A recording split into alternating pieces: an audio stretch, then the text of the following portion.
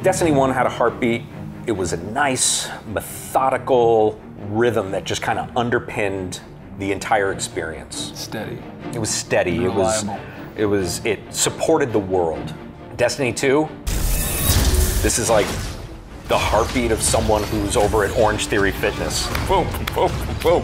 It's like a machine gun. Without the light, am I a guardian at all anymore? What does it mean to be chosen? You know, what does it mean to be special in this world? What does it mean to have a higher power, a higher authority choose you to go onto a golden path to accomplish some, you know, earth-shattering, universe-shattering, system-shattering goals? You've merely forgotten the fear of death.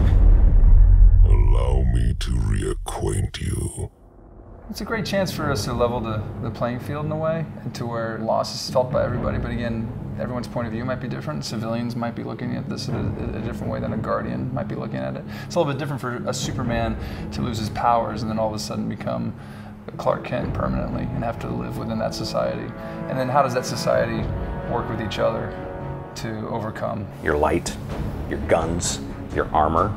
There's something more to being a Guardian than just all the tchotchkes that we're covered with and the weapons that we're carrying. We get to see characters that have had confidence. We see familiar faces that we've gone to over and over in Destiny 1, and how their characters are the same, but they've changed in a way.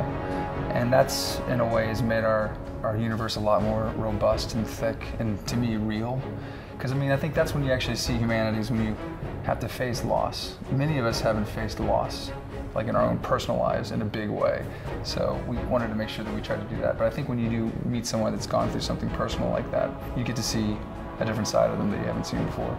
Our NPCs are all struggling with the same thing. Zavala is going to struggle with what it means to be a Guardian. Akora is going to struggle with what it means to be a Guardian. Cade is going to struggle with what it means to be a Guardian.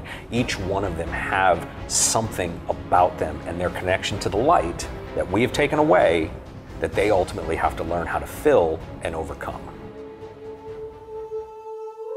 I think if we were to address how the story is different for D2 compared to D1, you know, D1 in a way was foundational. It was meant to set up the world, ask a lot of questions, not necessarily deliver too many answers, you know, but leave enough out there for us to build upon. Like we were talking about the DLCs that came up following it. We would continuously focus on more of those stories that would take us further in the world and learn more about the characters that make that world possible. But what's interesting about D2 is we didn't talk about the Traveler since D1. All of our DLCs pretty much didn't deal with the Traveler. Nothing was focused on that, and now we're back to talk about the Traveler and point our sights on that a little bit more. Yeah, I think it's important to really understand that, you know, this studio spent a lot of time world building. And I can't emphasize enough that we are now ready to tell stories in this world. Big, expansive, cinematic stories. We certainly learned a lot by listening to people, by playing it with other people, by exploring the world ourselves in a much more one-to-one manner with our audience. And as we explored it, we found stories that we wanted to tell. We found stories, we found that other people really liked certain characters. We found that other people really gravitated towards a combatant or to a world or to a storyline that we hadn't realized was going to be as strong as it was when we put D1 out there. And the fun thing about that is that we've got this great team of writers. We have this great team at Bungie that is consistently looking at that and finding ways to take those interesting ideas and build upon them and then present them as we move forward. And I think that we're doing that a lot in D2. We're learning from listening to all the feedback we got on D1, and we're applying it.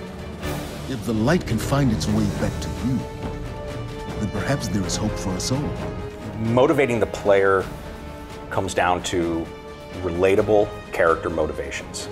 If I can, like I was saying before, if I can hook into Ghaul, or in the case of Zavala, Akora, and Cade, if I can understand the conflicts that they have and I can map my goals onto their goals, I am motivated through that story mapped onto them. It's a great variety. I really think D2 or Destiny 2 is, I mean, it's certainly the best of our teams. And it sounds cliche, you always expect that, but I really truly think that everyone here at Bungie did the best work that they've done for Destiny 2. I think players are ultimately going to see a wide variety of story channels, an eclectic number of outlets to see story infused throughout the game.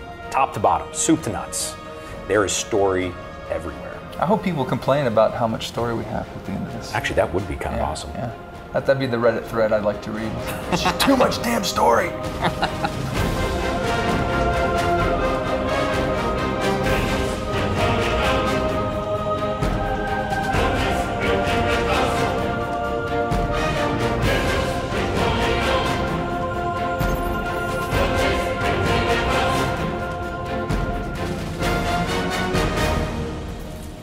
Thanks for watching this IGN First on Destiny 2.